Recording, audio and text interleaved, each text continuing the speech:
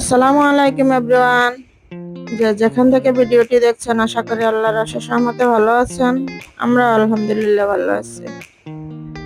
দেখতেই পাচ্ছেন আমি আজকে কি রান্না করে দেখাবো। বরাবরের মতো আপনাদেরকে আমার রান্নাঘরে নিয়ে আসলাম। আমি পাবদা মাছ ধুয়ে নিয়েছি, ভালোভাবে পরিষ্কার করে নিয়েছি। এখন লবণ হলুদ মরিচের গুঁড়া মাখিয়ে তেলে ভেজে নিব।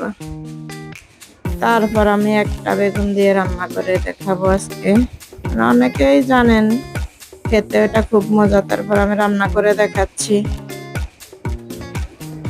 এখন গ্যাসটা অন করে নিলাম। প্রতিদিন আসলে আমাদের অনেক রান্না বান্নাই করতে হয়, যেহেতু খাবার দাবার করাই লাগে, খেতেই হয়। সে কারণে তো আপনাদের সাথে অল্প কিছু শেয়ার করা, আসলে সব তো আর শেয়ার করা সম্ভব না।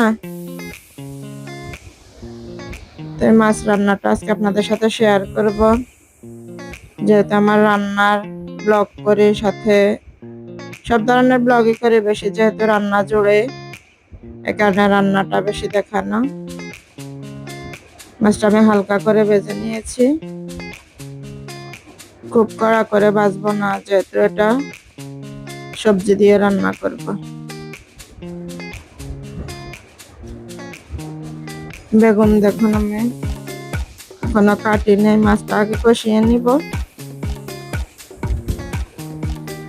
পেঁয়াজ দিয়ে দিলাম, এর উপরে টমেটো দিয়ে দিলাম। টমেটোটা দিলে হয় কি মাছের স্বাদটা অন্য লেভেলের হয়।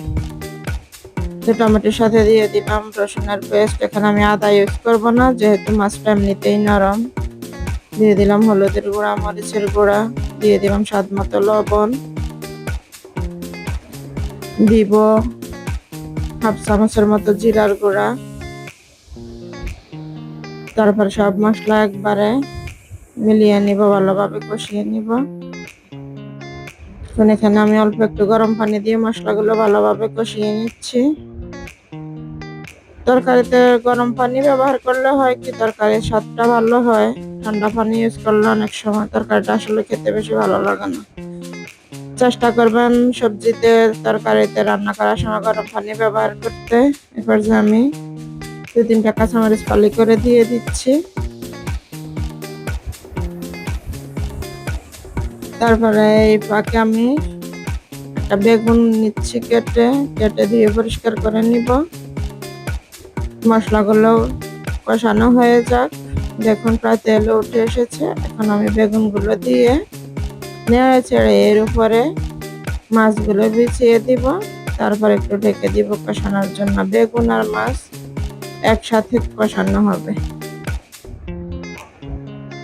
দেখুন আগে হয়তো মাছ কষিয়ে নিয়ে উঠিয়ে নেওয়া যেত, আজকে আমি এভাবে রান্না করে দেখি আসলে কেমন লাগে।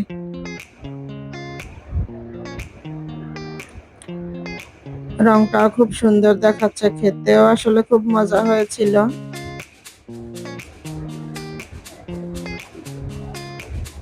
এটা তো আমাদের নিয়মিত রান্নার একটা অংশ।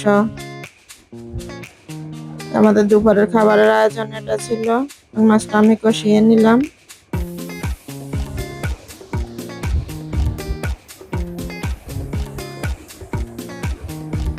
এখন মাছটা কষানো হয়ে গিয়েছে। এখন আমি মাছগুলো একটু উল্টে দিব, তারপর একটু ঝোল দিয়ে আবারও ঢেকে দিব কিছু সময়ের জন্য। সবজিটা সিদ্ধ হওয়া পর্যন্ত অপেক্ষা করব। তারপর ধনেপাতা দিয়ে নামিয়ে নেব। দেখুন আমি আবারও গরম পানি দিয়ে দিলাম 1 কাপ। আবারও ঢেকে দিব, যেহেতু বেগুন সিদ্ধ হতে বেশি সময় লাগে না, এ কারণে আসলে অল্প পানি দেওয়া। এবং কালারটা খুব সুন্দর এসেছে। আমার রান্নাটা প্রায় হয়ে গিয়েছে। এখন আমি ধনেপাতা কেটে দিয়ে তরকারিটা নামিয়ে নিব। বাটিতে তুলে দেখাবো, দেখবেন কি ইয়ামি হয়েছে, দেখতে কি লোভনীয় হয়েছে, খেতেও অসাধারণ হয়েছে। ভিডিওটি ভালো লাগলে সবাই চ্যানেলটি সাবস্ক্রাইব করবেন। ভালো থাকবেন, সুস্থ থাকবেন। আল্লাহ হাফেজ। আসসালামু আলাইকুম।